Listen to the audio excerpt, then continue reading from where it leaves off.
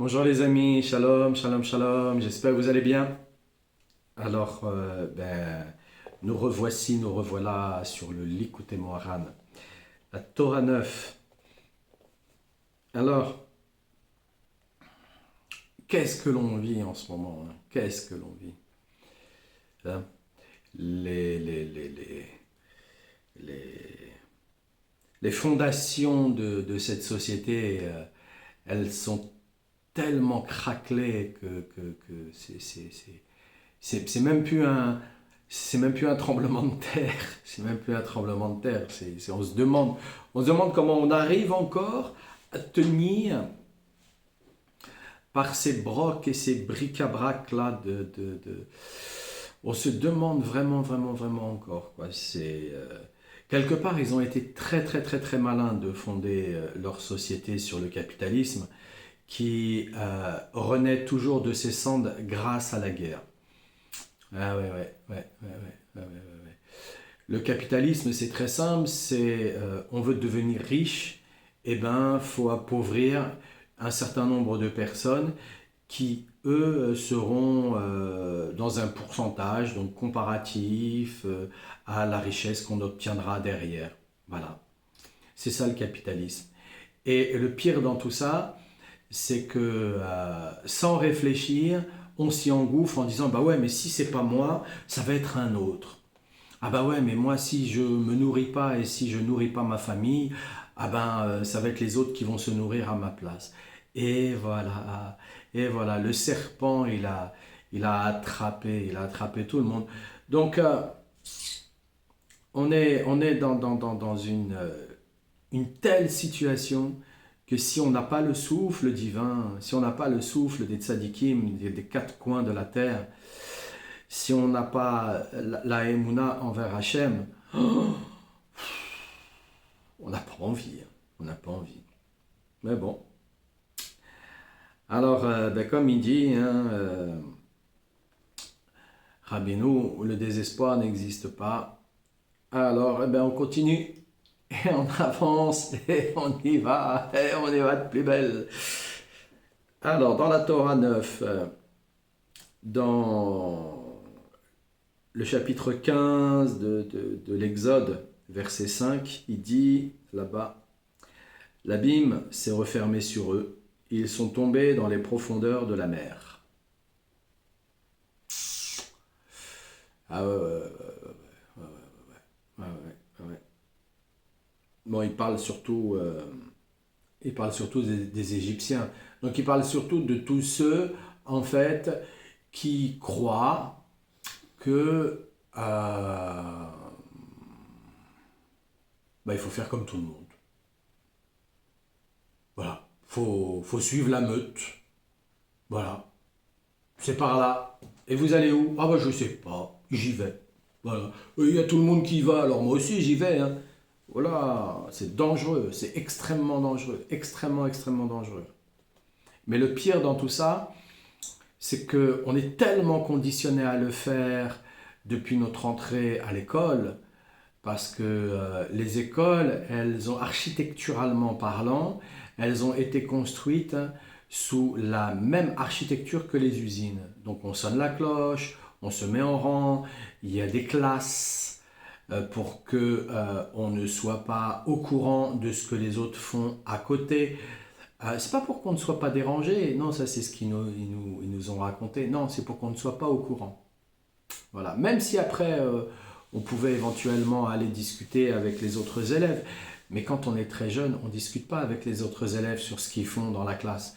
Ce qu'on pense, c'est que quand la cloche elle sonne, on sort, on va s'amuser dans la cour. C'est ça, on pense à aller s'amuser parce qu'on est tellement étouffé par leurs fausses informations. Là, on en dégueule de leurs fausses informations que automatiquement, on n'a qu'une seule envie, c'est d'aller exprimer un petit peu de souffle et de détente, parce que c'est aussi pour cette raison que le divertissement, il a été inventé. Le divertissement, il a été inventé, il est là parce que le divertissement, il est le serpent dans le livre de la jungle. Hein, c'est ça le divertissement. hein, avec les Césars là, qui viennent de passer, etc., etc. Je l'avais rencontré, moi, un jour, César, le, le sculpteur. Je l'avais rencontré parce que je travaillais dans son immeuble. Et puis je descends, et puis comme c'était un monsieur d'un certain âge, moi, voilà, mes parents, ils ont essayé de bien m'élever. Alors, bah, je lui ai tenu la porte, hein, voilà. Euh, oh, il m'a lancé une phrase qui était du genre, non, mais ça va, je suis jeune, hein, je peux la tenir tout seul, la porte. Eh ben, dis donc. Eh ben, eh ben, eh ben, eh ben. Donc, ce genre de caractère, ce genre de comportement, ce genre d'individu qui va créer une espèce de statut idolâtre, va en faire toute une histoire, et ça dure depuis quoi, les années 75 maintenant, les Césars, je crois. Donc il va en faire toute une histoire là derrière, et tout le monde va aller suivre là-dedans, tout le monde va aller s'habiller sur son 31. Comme ils disent là-bas dans l'Exode, ben on attend, on attend. Alors, c'est la prière que l'on tire essentiellement la vitalité de soi.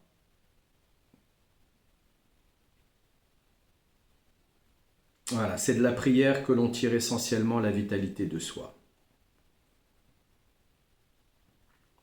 Alors que le divertissement, lui, il vient nous vampiriser.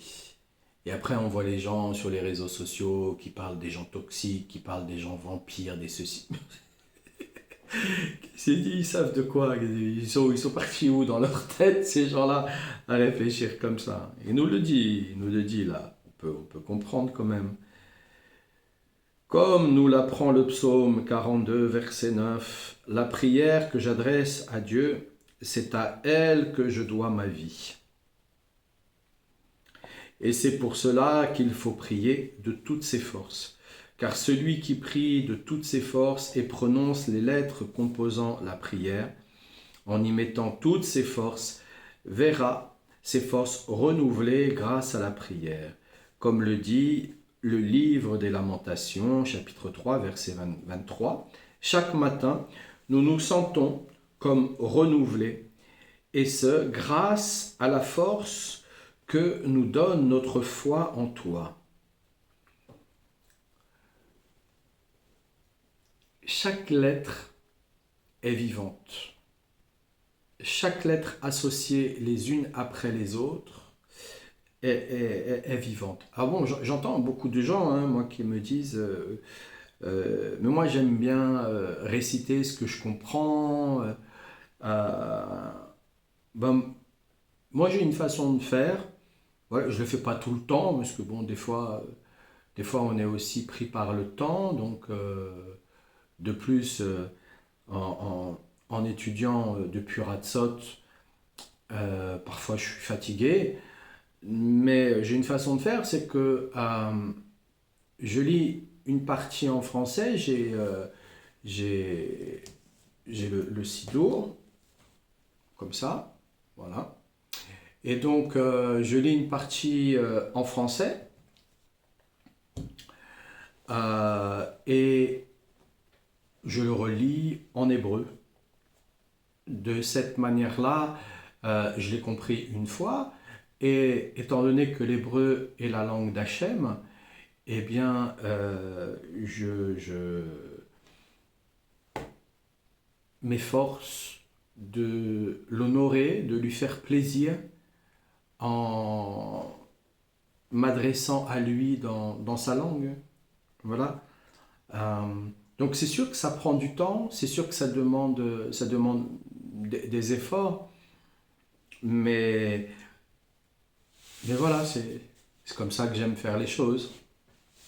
Donc on n'est pas obligé non plus de le faire tout le temps. Ce qui est important, c'est de le faire quand vraiment, non pas qu'on ait envie, parce que l'envie c'est le prétexte des paresseux, mais quand on sent que c'est le moment. Voilà. Voilà, on ne l'a pas réfléchi, c'est pas un truc qui se réfléchit, c'est un truc qui vient du cœur. Car la foi est synonyme de prière, comme il est dit dans le verset de l'Exode, chapitre 17, verset 12, à propos de la prière de Moïse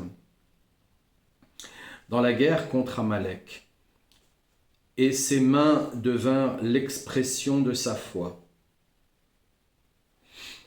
Et le Targum a traduit, il éleva ses mains en prière. Voilà. Il a les mains, elles sont rattachées directement au cœur. Voilà. Un individu qui va parler avec les mains, c'est aussi pour faire vivre l'énergie qu'il y a dans son cœur. C'est comme ça que ça se passe. Il vit ce qu'il est en train de dire. Il n'est pas, voilà, c'est pas un robot. Mais bon, il y a aussi de très très bons acteurs, et donc on ne peut pas non plus, comment dire, s'arrêter au pied de la lettre par rapport à cela, quoi. Mais là, ce qu'il dit surtout, c'est que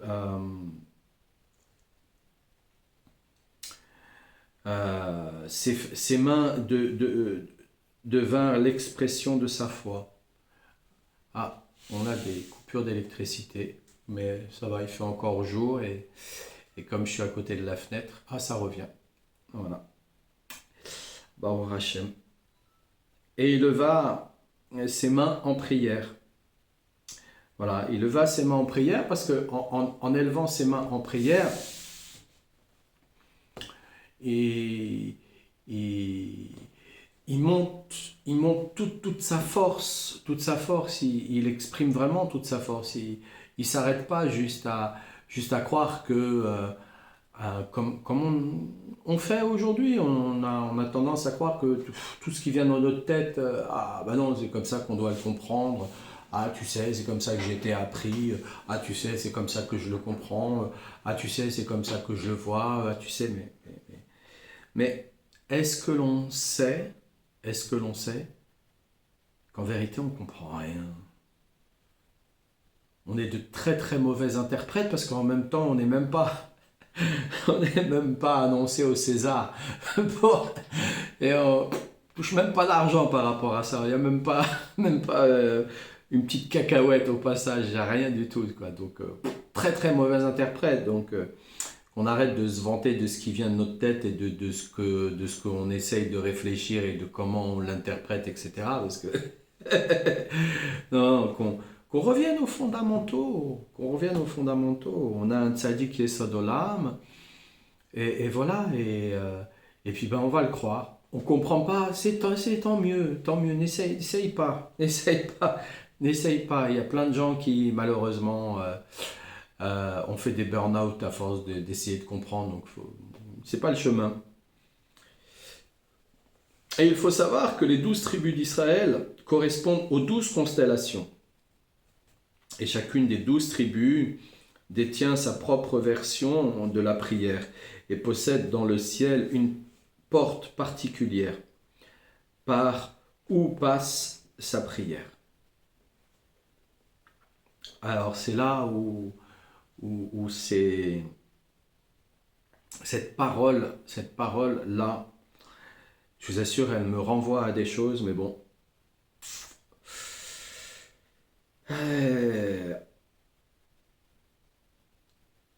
Et chaque tribu, grâce à sa prière, agit sur sa constellation qui, en retour, influe sur le monde d'en bas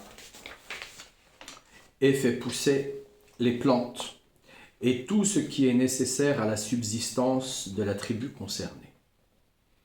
Et c'est dans ce sens qu'on peut expliquer le verset des Nombres, chapitre 24, verset 17. Un astre issu de Jacob s'est mis en route et une tribu en provenance d'Israël a pris de la stature. Le terme a pris de la stature est apparenté au terme se tenir debout, qui lui-même fait allusion à la prière. Ce qui veut dire que la prière a pour effet de déclencher la mise en action des astres, qui vont agir et influer sur les choses d'en bas, et vont faire pousser les plantes. Et c'est ainsi que nos sages ont dit, toute plante sur terre dépend d'un astre et d'un ange qui se trouve dans le ciel et lui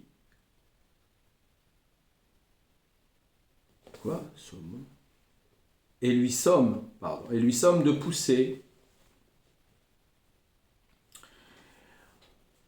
Eh oui, eh oui, il y a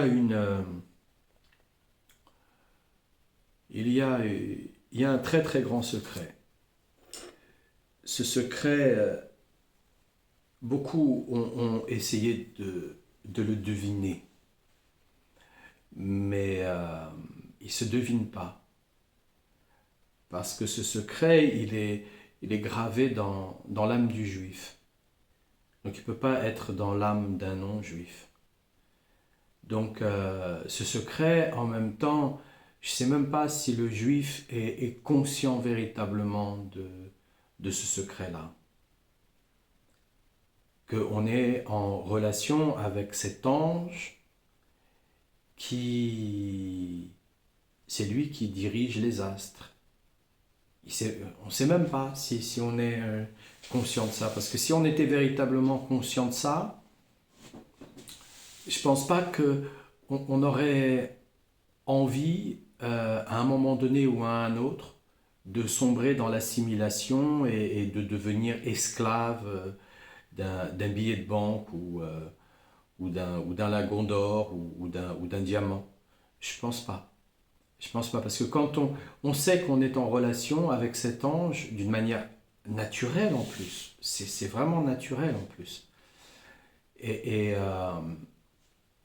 je pense qu'on n'est pas du tout conscient de ça. C'est tellement un secret, et Rabbeinu, il en parle tout au long du Likutei Moharan. C'est aussi pour cette raison qu'il y a des choses qu'il ne voulait pas dire, parce que ça dérange beaucoup, parce que beaucoup voulaient garder aussi le pouvoir.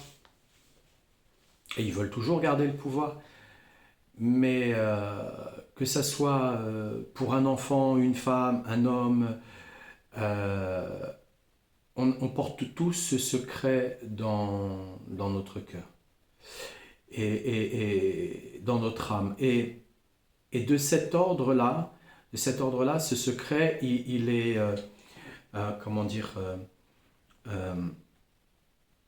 alimenté par la prière, mais surtout par le Shabbat. Et qui fait que moins on est dans la prière, moins on est dans le Shabbat, et plus l'adversaire, Amalek, le sachant, et ne l'ayant pas, lui, puisque lui, il a utilisé la sorcellerie pour essayer d'aller vers ces chemins-là, et le sachant, eh bien, il va tout faire pour embobiner ceux qui ne le savent pas. Et ceux qui ne le savent pas, ils vont jusqu'à même dire oh ben non, mais moi je crois pas quand même, oh ben non, mais je comprends pas,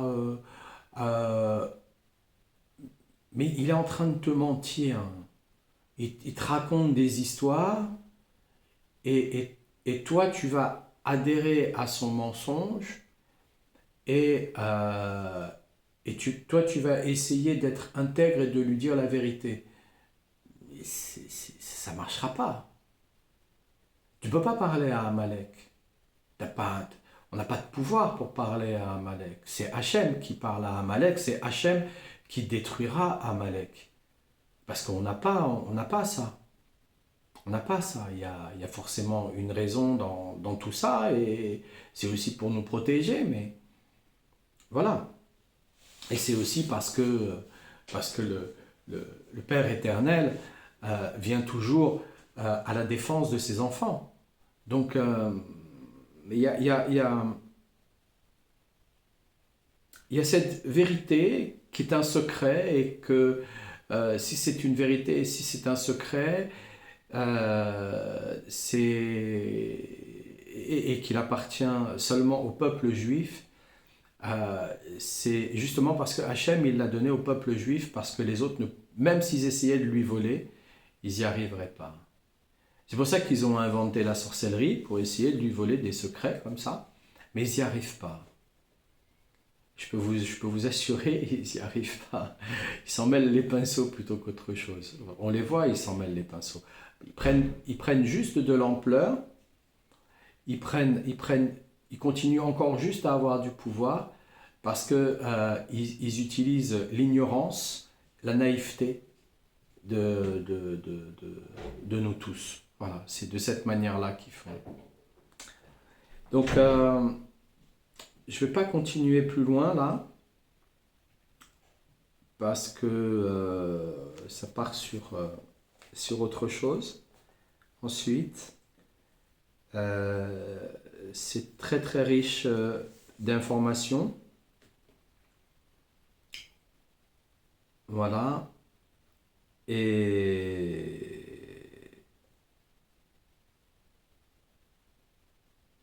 ce qu'il faut savoir, c'est que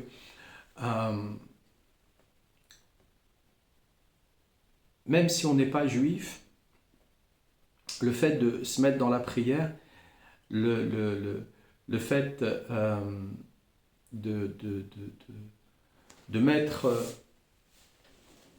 toute sa foi dans la prière va nous protéger par un chemin que seul Hachem connaît pour les non-juifs. Et ça nous protège, c'est vraiment une protection. Et ça, c'est toute la miséricorde en fait, toute la miséricorde. Parfois, on vient me demander, mais quand je vois qu'en tant que juif, on doit tenir 613 mitzvot, et que non-juif, on doit tenir que 7,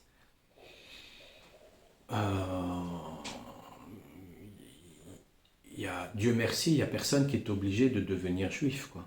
Parce que c'est pas une mince affaire. Quand je vois comment, à travers les époques, les âges, on a subi tout ce qu'on subit, même encore. Donc quand je regarde les non-juifs, je vois qu'ils subissent encore plus, au final, encore plus que nous, puisque ils ont tendance plus facilement à se faire avoir par tous les subterfuges. Ils sont capables carrément d'offrir en pâture leurs propres enfants à cause de ça. Hein, les mauvaises tenues vestimentaires, le fait de ne pas s'occuper de ses enfants, de les laisser traîner dehors ou de les laisser devant des jeux vidéo ou devant Internet ou devant leur smartphone. Et, et, euh, et c'est triste. C'est triste. Donc,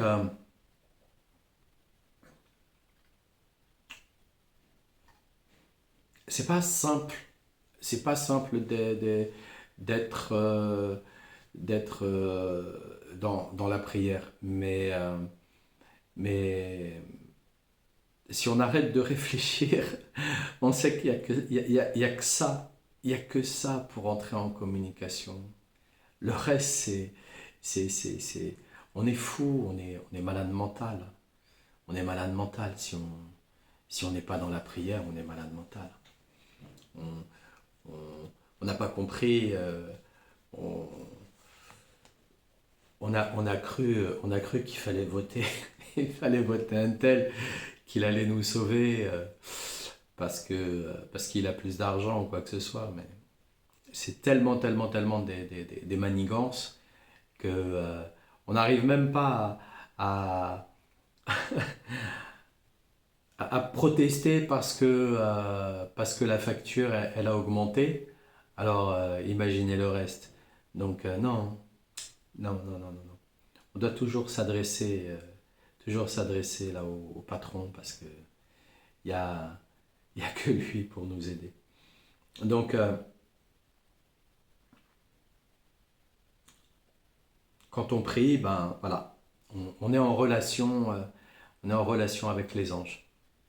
Et, et avec cet ange-là, et bien entendu, il y a des anges qui dirigent chaque planète, mais il y a un ange qui dirige tous les autres anges, et il y a un ange qui dirige tous les autres anges qui dirigent cet ange-là. Donc, c'est aussi, euh, c'est aussi le chemin à suivre, et c'est un avantage, un avantage. Je pèse mes mots, vraiment, je pèse mes mots pour euh, à vrai dire, il y a des choses que j'ai pas envie de dire sur Internet. Voilà, tout simplement, il y a des choses que j'ai pas envie. C'est peut-être pas le moment, j'en sais rien. Aujourd'hui, c'est comme ça. Voilà. En tout cas, les amis, je vous souhaite une excellente journée. Qu'Hachem vous bénisse, qu'Hachem protège vos pas, qu'Hachem protège vos familles et qui donne la refoua shlema à tous les malades. Excellente journée les amis et à demain, on continuera d'une autre façon, dans d'autres conditions. Au revoir.